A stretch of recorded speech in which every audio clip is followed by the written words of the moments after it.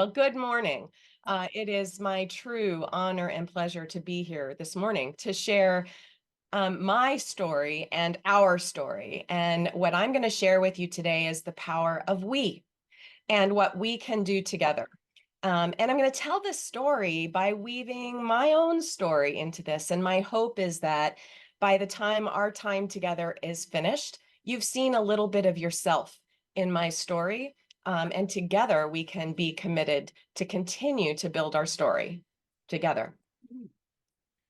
So first and foremost, what I believe wholeheartedly, and I know you all too as well, is caregiving is a team sport by its very definition. It requires a team of two at its simplest form, you and me. If I'm caregiving for you, we are a team. And that team can be very small, just two. It can be very, very large when you're working with No. complex needs, caregiving requirements, a whole team of caregiving. And the whole point is we must work together and understand what we can do. And when you find yourself facing a caregiving opportunity or challenge, the first question you often ask is, what can we do? What can we do? Put the emphasis wherever you like. I like it today on what can we do? And we can do a lot of things. And we're going to talk a little bit about that as I share some of my story this morning. The first thing we can do is we can help. And my entry into caregiving began with my mother. This is my mother. Her name's Nancy Austin London. And she was an entertainer, a comedian in Las Vegas. And she was a larger than life personality who spent her career and many years of her career jumping off of a stage with someone on her shoulders to make people laugh. That resulted, by the time I was 10 years old, in her not being able to walk. She couldn't walk more than 10 or 15 feet without it being horribly painful. And something that she had to hide, which was very interesting. As I was putting together this presentation and looking for pictures, I couldn't find a single picture of my mother having difficulty. We hid it from everyone. She hid it from everyone. But in our home, by the age of 10, I was her legs. We ran errands together. I had a credit card to do school shopping for my brother and I. I was the older. I have a younger brother. He's 3 years younger than I. And I remember being 10 years old and doing school shopping for my brother and I at Dillard's. There was some extra special stuff that had to happen. She had to call in advance and tell the store manager that, yes, in fact, I could use the credit card. But I was her legs. And I helped. To me, the word help also means love. This is just what we do as family members and as family caregivers. We help and we love. And this was the beginning of my journey as a family caregiver at 10 years old. Of course, I didn't call myself family caregiver. I was just daughter. And this is just what we did. We can sacrifice. This is my great Aunt Jane. This is my mother's aunt. She was an exceptionally talented artist. And this painting was actually painted of her by her teacher at the Corcoran Art Institute, where she was a student. And she had amazing potential and was accelerating in the art world when it became clear she needed to be a caregiver for her mother and her brother, her twin brother, my grandfather, who had polio. And she gave up her career and she became a full-time family caregiver. This is her in her 50s. And maybe she was closer to 60 by this time.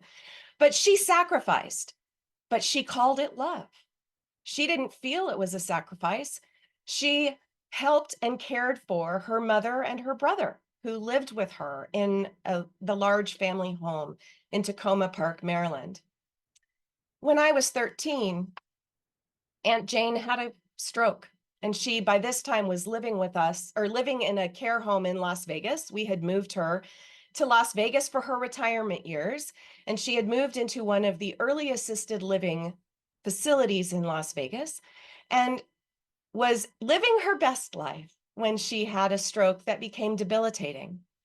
And the sacrifice changed, and that sacrifice moved to our family as we had to navigate and figure out how to care for Aunt Jane, who had cared for my grandfather and her mother for so many years. And when I was 13 years old, she moved into our home because that was the best option at the time. And my brother and I, my mother, who remember I was caring for because she didn't have much mobility, and my father became her full-time caregivers. And she never regained the use of the right side of her body, and had needed assistance with all of the activities of daily living. She had the stroke when she was in 1980, and she lived, or 83, and she lived until 1994. She lived for 11 years in a wheelchair, and for about 8 of those years lived with my parents in their home with someone needing care, providing care. We sacrificed because we called it love, and we still weren't calling ourselves caregivers. We were calling ourselves family. We can encourage. This is my mother in her later years, and I think this is actually in a hospital bed, if I'm not mistaken. And she was amazing in her resilience and her ability to stay positive in the face of adversity.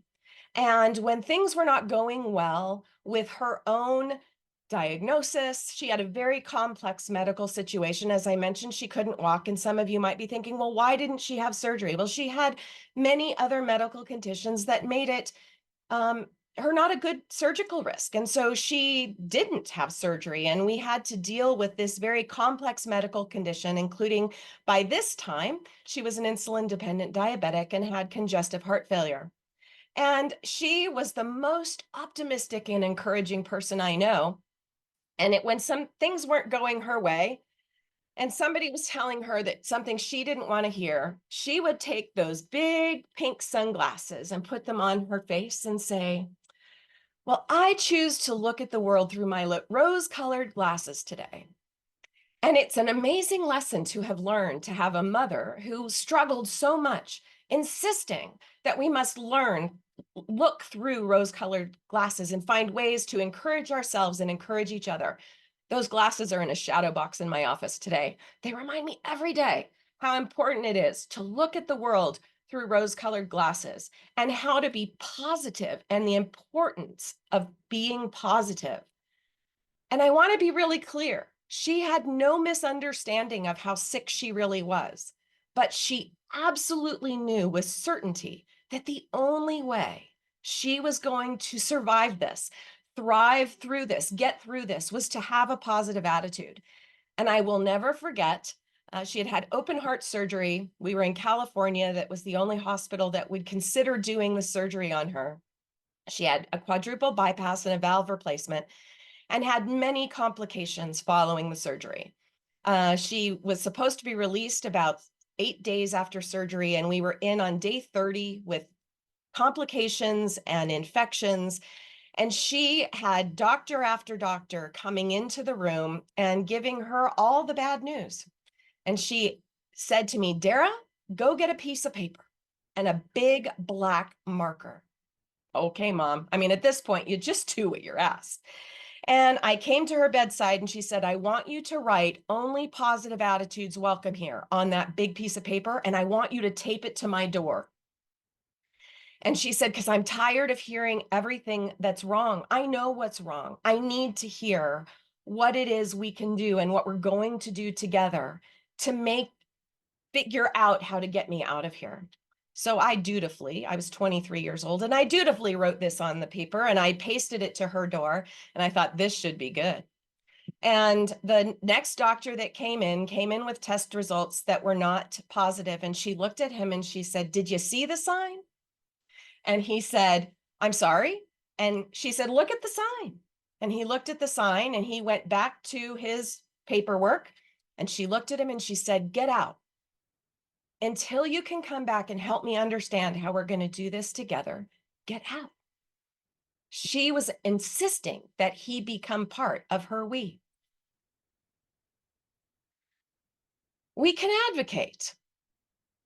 The story doesn't end well for my mother. She struggled. She had 10 years of a very difficult battle with her health. And ultimately, when she was 60 years old, she was losing a battle to sepsis. And at 24 years old, I was her health advocate. And I had to stand at her bedside in my flowered dress. And I had to help my family make the decision to honor her preferences. What a difficult thing to do. And I will tell you that it was very difficult because she had made me promise me that you will not allow me to not have the quality of life I crave. And the doctors had made it very clear to us that she was not going to return to any kind of quality of life, even if she was able to survive. And we were struggling with some of her care in the critical care unit, and she was not receiving the care that I believed that she deserved and needed, and that the doctor had ordered. And so I'm going to tell a little bit of a funny story about this. I'm 24 years old. I'm in a pink flowered dress, and I am not happy with the care that she's receiving. And I went with my brother. He was 20. I was 24. He was 21. He's 6'2". I'm 5'4". He's the big guy. But here I am in my pink flowered dress and my curly hair and my sandals. And I walk up to the nurse's station and I said, "Can I please speak to the charge nurse?" And she said, "Oh, she's busy." And I said, "I'll wait." And she looked at me like I was crazy. And she said, "Well, can I help you?" And I said, "No, I'd really like to speak to the charge nurse." So not knowing what to do with me, because I guess they weren't accustomed to somebody challenging this and saying they would wait, she went and she got the charge nurse. And I calmly explained that the nurse that was caring for my mother was not following the physician's instructions, which candidly were to have a positive attitude, that my mother in her state needed to hear positivity. And if there was any way she was going to survive this, she needed to believe it was possible. And the nurse was talking about the things that were wrong with her and how difficult it was and how horrible, how critical she was and terminal she was and things like this. And I said to the doctor, to the charge nurse, I said, I need someone who can follow the doctor's orders that we as a family were given. If we're following those orders, I expect her to be following those orders." And this charge nurse said, "Oh, sometimes it's very difficult." And I said, "I understand how difficult it can be. It's very difficult for me, but I need a nurse who can stand with us and help her believe that if it's possible, she can do this." And the nurse looked at me and she said, "Well, I'll go talk to the nurse." And I said, "No, I'd like a different nurse, please." And she said, "Well, let me see what I can do." And I said, "I'll wait." She didn't know what to do with me either. And let's just fast forward to say that there was a nurse rotation. I gratefully thanked both the new nurse and the charge nurse for honoring our family's need to make sure we were taking care of my mother in the way the doctor had ordered and we as a family needed and my mother wanted. And I calmly walked out of the critical care unit and headed toward the family room where we were all waiting.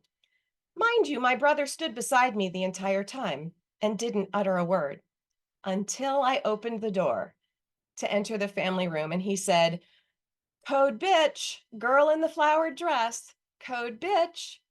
Well, perhaps, but what I was doing was advocating for what she needed, for what the doctor had ordered. And I did not realize at that time in my life how unusual that is, or how difficult it is. And I know so many of you are in this position to advocate and to do so with kindness, with compassion, but with insistence. And that is exactly what I did. So we can advocate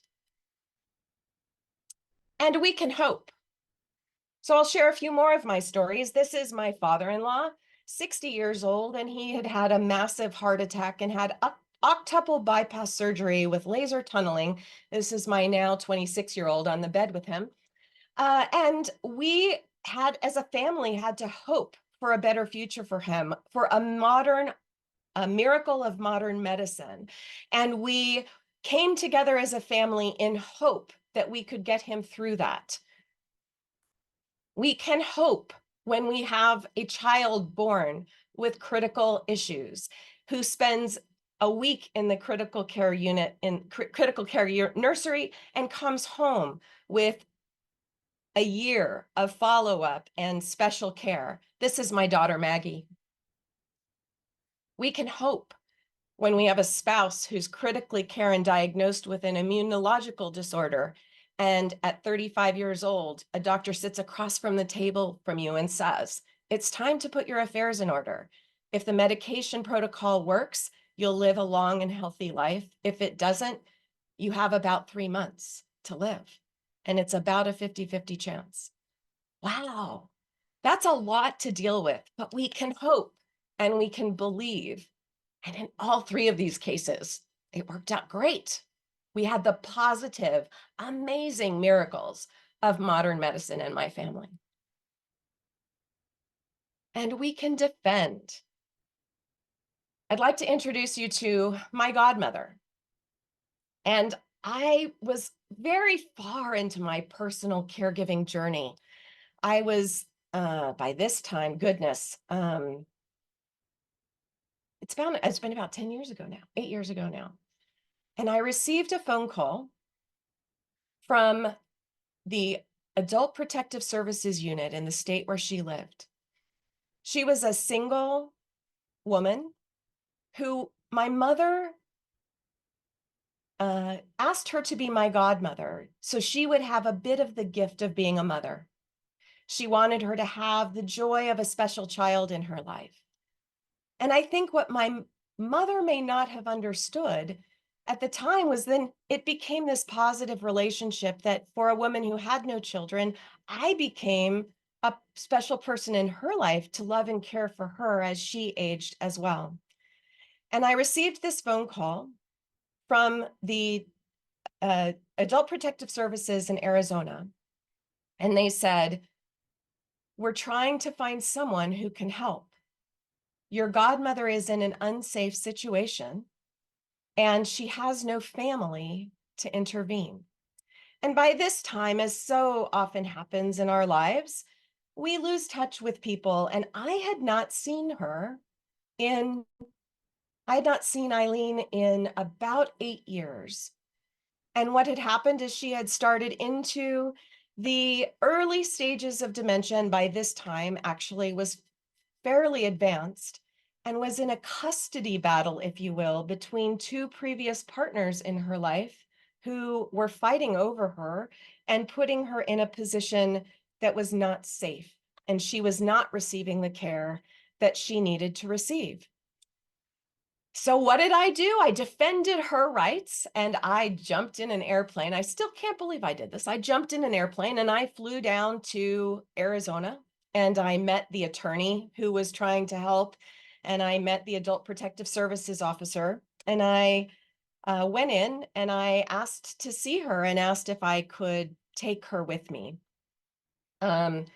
And we had found an assisted living facility for her that was very safe in a memory care unit. It was all set up. This was just part of getting this transition to occur. And let's just say it was not an elegant transition. The people who were caring for her had come to rely on the money that they were receiving to care for her. And this represented a threat to their livelihood if she was to leave. And so they threatened to call the police, and I encouraged them to do so. And they did, but I wasn't going to forcibly remove her. That was not the way this was going to work. And ultimately the police arrived and I, was talking with her and she was very confused. There were obvious signs of neglect, not abuse, but neglect.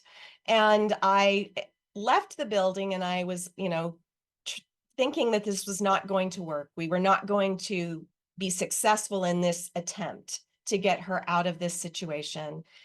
And I was sitting in my car waiting when here comes the police officer with Eileen walking towards my car. And I was like, oh, here we go. I guess she's coming.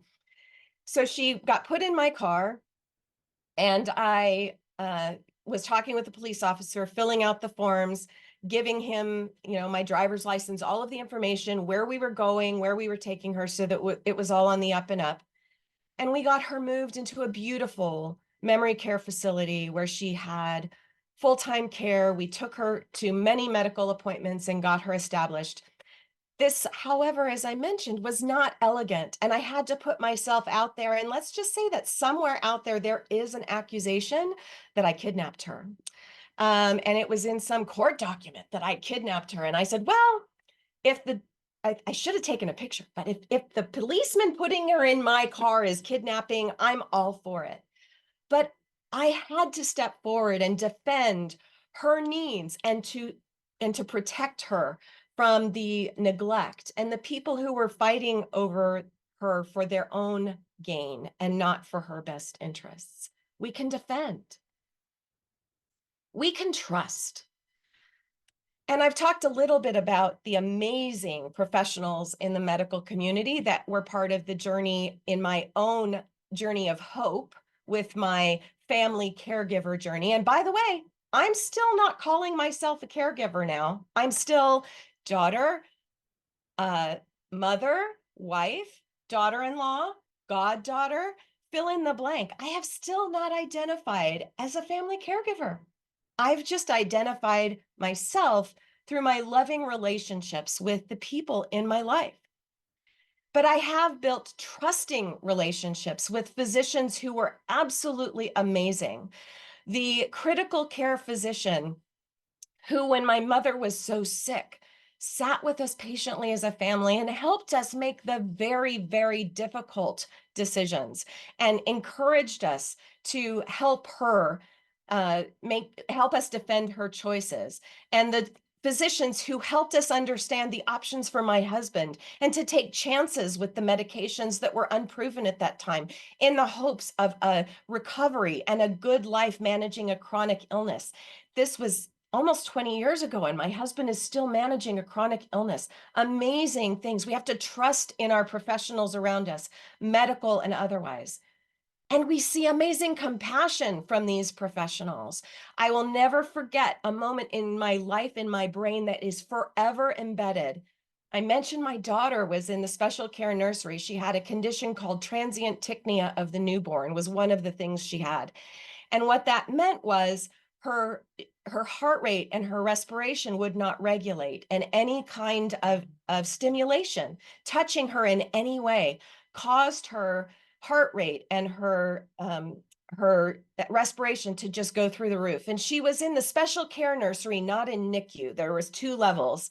And I remember her doctor telling me the day before, that if she didn't turn the corner, she was going to have to send her to NICU, that they were going to have to run many more tests. The critical care nursery wasn't giving to be enough for her, and they were going to have to send her downtown to the NICU. And so my husband and I had gone down to the cafeteria to have breakfast and wait for the doctor to come up. And this is the scene that I saw when I walked into the nursery. It was my doctor rocking my baby, because she believed she had turned the corner, but she wanted to make sure that with stimulation and touch, that her heart rate and her respiration were regulated.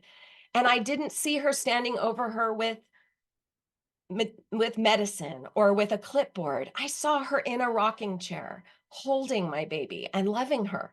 This is amazing what we see from professional caregivers in so many ways, and so many of you on the phone.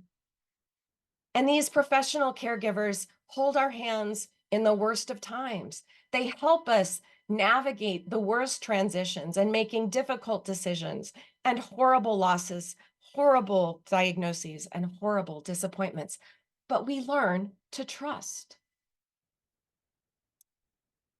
And we can solve.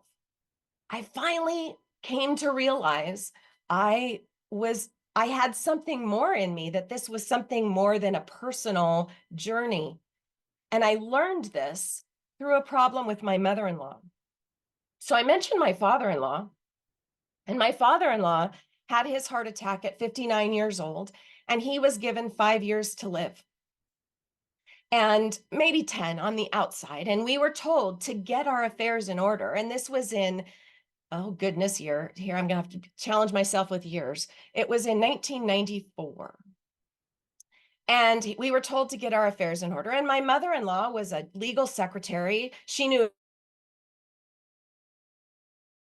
exactly what that meant. She got all of the documentation, their wills, their trusts, their advance directives. She took all of the stress off of my father-in-law and took over all of the paperwork, did everything. And we as a family took a huge sigh of relief because he made it through the surgery and he was given somewhere between 5 and 10 years to live. 5 years passed and he was still with us, and we were delighted, amazed, grateful. 10 years passed and he was still alive, and we started to call him the Energizer Bunny. 17 years after his octuple bypass surgery, he and my mother-in-law walked into what was then called Taco Bell Arena on the Boise State University campus and attended that tiny baby in the bed with him, his high school graduation. An event we never believed my father-in-law would see. It was a huge family celebration. And 6 months after that, my mother-in-law caught the flu and died in 5 days.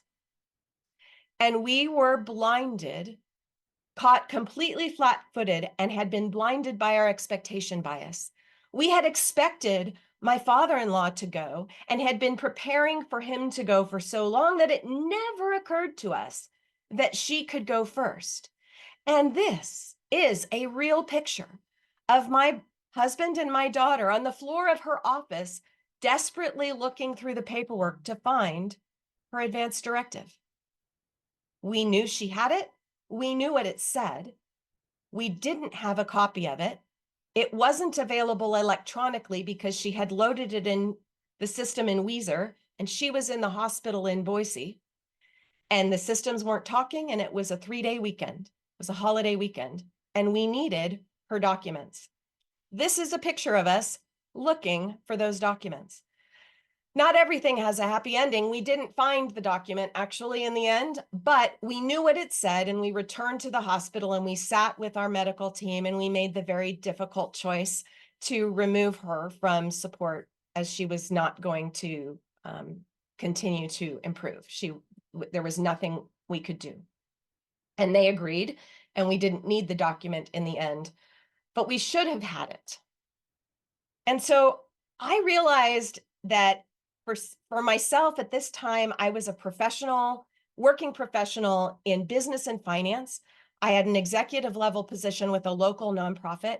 And if one of my board members or an auditor walked into the office, I could lay my hands on any piece of paper I needed. I knew exactly where it was. I knew that I could find it. And this experience with my mother-in-law really left me questioning, how is it that I could be a successful CFO of a large nonprofit company, and yet, as the CEO of my family, I felt like I had failed? And so this was a problem I set out to solve. And I realized if I had this problem and couldn't organize my own information and documents in a way that were easy for me to find, easy for me to gather, easy for me to put my hands on, that other people were struggling with this same problem too. And this became my entry into the care economy as a professional. And I created a software and a consulting service to help people manage their information and documents, and created a product called My Data Diary that helps you do just that. Documents and information for your family so you have it wherever you need it, whenever you need it, because we know, I experienced that having the right information at the right time and in the right place can save you time, money, and a huge amount of frustration. And this wasn't the first experience of this. It was just the big one. It was the one that made me realize there was a problem here that I needed to be part of the solution. And together we can solve. And then once we've solved, we can share our solutions. We can share what we learn. We can share what we know. And I actually attended the Idaho Caregiver Alliance Family Caregiver Conference for the first time in 2018, when I was just beginning this idea of starting a business and creating a software solution. And it was my attendance at this event that we're all sharing today where I realized that I did have something to give, that I could join the care economy and become part of the solution, and where I met some of you that I'm seeing here today for the very first time. And after that moment, where really it was at the conference where I decided that, yes, this was something I was going to do and I was going to pursue it on a professional level, I did create my Data Diary Plus, which is the software solution that I now still make available to the public, and I work through other professionals to make available to their clients. And most importantly, I do a lot of what I'm doing with you today, and I stand before groups of people talking about the importance of family information management. And I share my knowledge, and I share what I have learned in the hopes of making it possible for people to avoid making the same mistakes that I did, and giving them tools and resources that I didn't know how to find. So I became part of the care economy. But importantly, all of us can do this. We can share our knowledge with each other. We can share our knowledge with other caregivers, with other professionals. We can share. And then we can collaborate. And as Sarah mentioned, I am now the president of a nonprofit called Learn. And Learn came to be because as I was in this care economy, I was realizing the amazing community of professionals who all had unique pieces of knowledge that if we brought them together, were unbelievably powerful and helpful. And what a beautiful thing and what a gift to ourselves, to our clients, and to the community we could do if we brought all of that information together in one place with a mission to help people navigate the joys and challenges of aging and caregiving, and a vision together to serve as a trusted source of information and resources prepared and delivered to the community by professionals in their own community. This was the vision, and a purpose to provide free education for mature adults and family caregivers and the professionals serving them on navigating the joys and challenges of aging and caregiving. And I realized just how important this was as I was out in the community, meeting many of you. And we were talking about how difficult it was to bring all of this information together and make sure there was a place for people to go to find information about aging, about caregiving, that they could trust, from resources that they could then contact. And fast forward to 2020, and Learn attended the Family Caregiver Conference uh, as a exhibitor for the first time. And we had just formed as a nonprofit in January of 2020.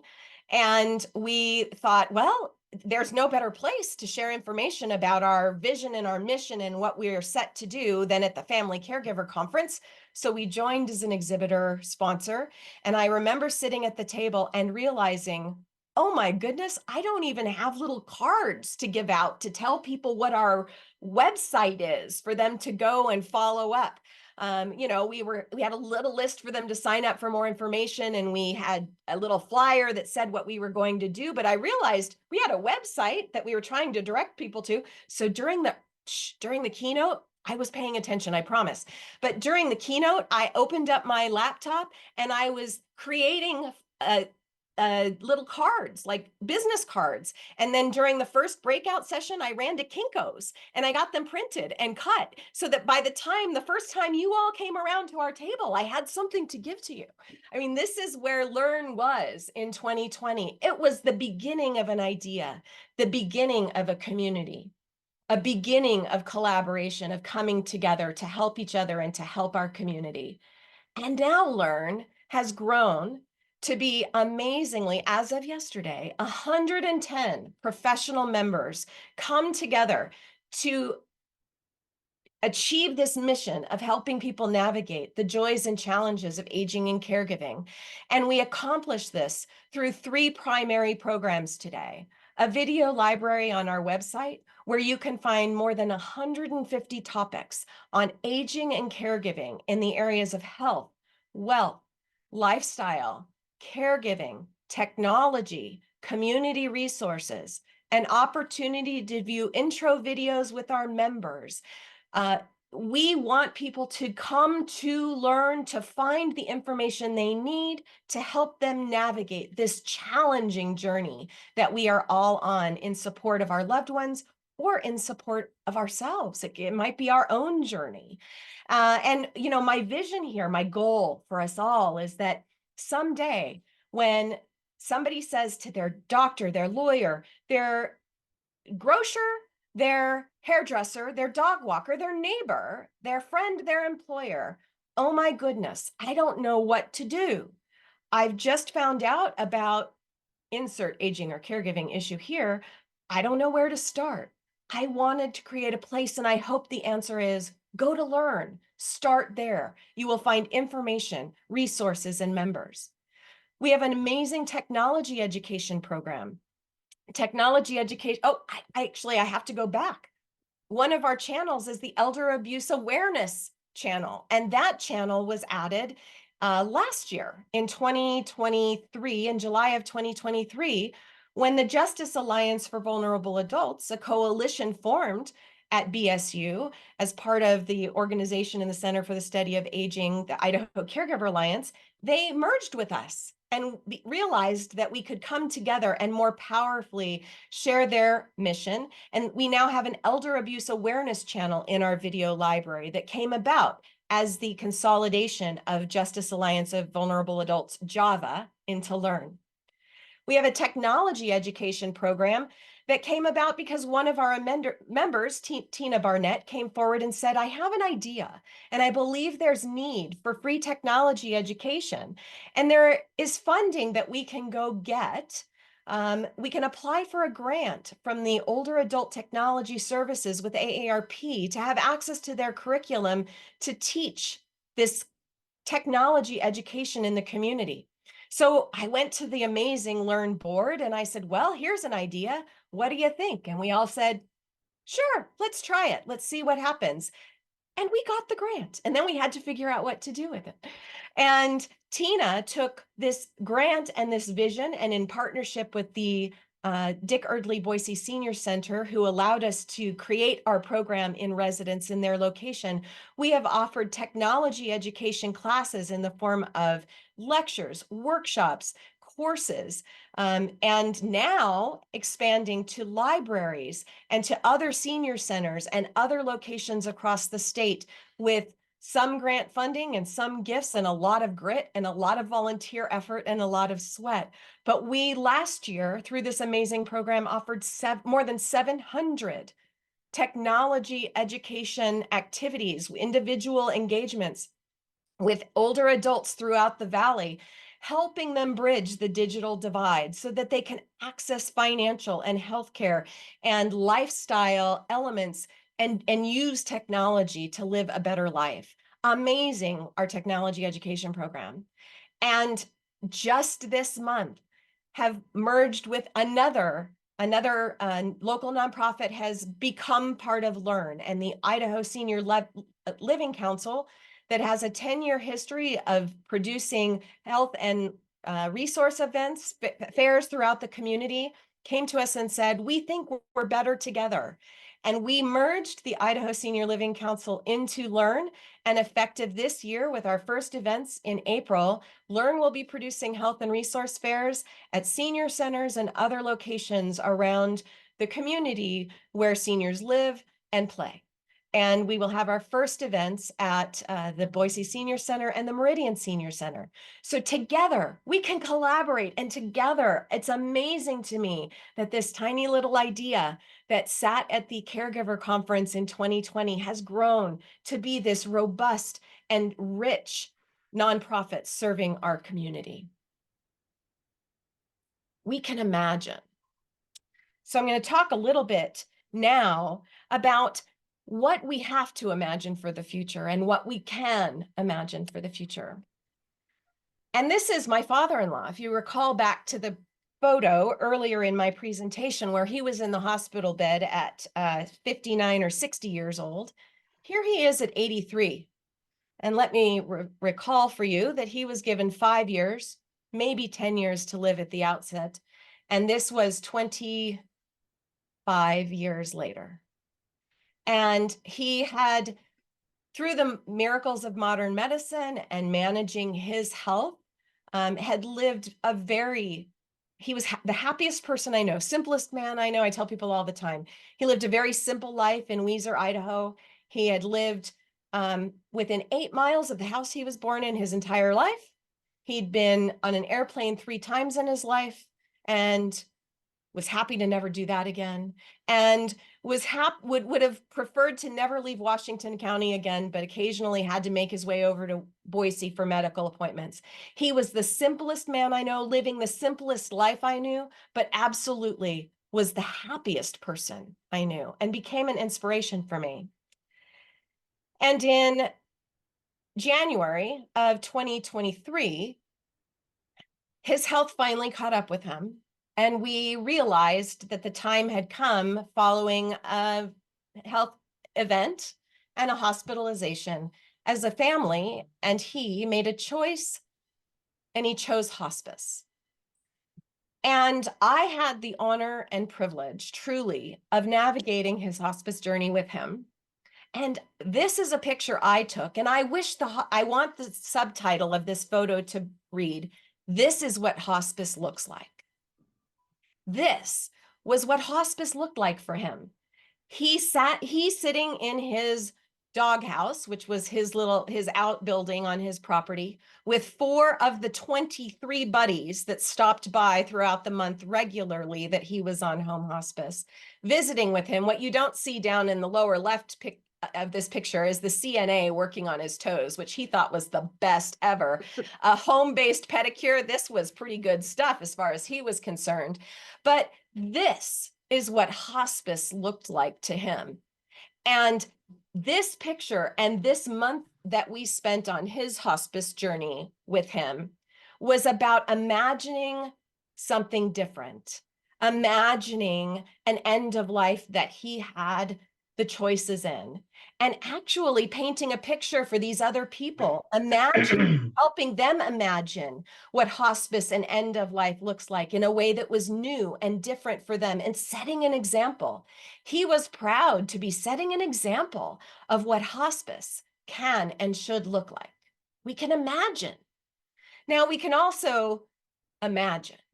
And what I will tell you is, while there were many good and wonderful things about this hospice experience with my father-in-law and as a family, we experienced what I would almost call the unimaginable. My father-in-law did not have a lot of means, and we knew that keeping him at home, we didn't know how fast he would decline. He really did not want to move into a care facility, and we had started putting the plans in place to access funds from his home through a retirement mortgage that would allow him to stay in his home. And we had prepared that process, and we're working to get the care in home because we expected actually that it might take 3 or 6 months. He would likely be on this hospice journey 3 or 6 months is what the initial expectation was. And we needed to have round the clock care. And we had worked for years to make sure that when that happened, we had the funds set aside, we had access to the funds that we needed, and we would never imagine that we wouldn't have access to the workforce. The direct workforce shortage became very real for our family. It's a rural neighborhood. It was very difficult to find caregivers who could come in and provide that care. And ultimately, while we did find some care and we had an amazing agency who helped us, I moved there. I lived with him for the month that he was on hospice. My brother-in-law joined me, moved up from California, but not every family has that option. And we must imagine. I couldn't imagine the situation where we had a direct workforce shortage that would make it possible that unimaginable to me that I had the money and I couldn't find the caregivers. So together we must imagine a future and solutions to that problem. And together we need to work to imagine a different way where we can solve that problem for ourselves, for our families, for our loved ones, for our clients, and for our community. And that's where we can influence. We must come in and we can influence. And we can influence through advocacy.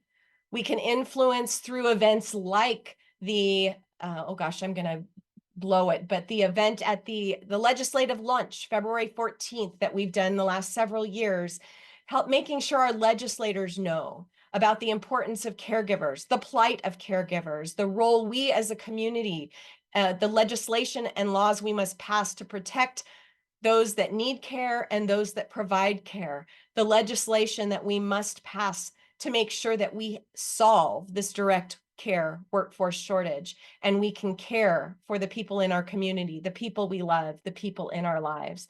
We can influence. We do influence. And together, with our voices together, our influence is much greater than we do when we try to do so individually, one at a time.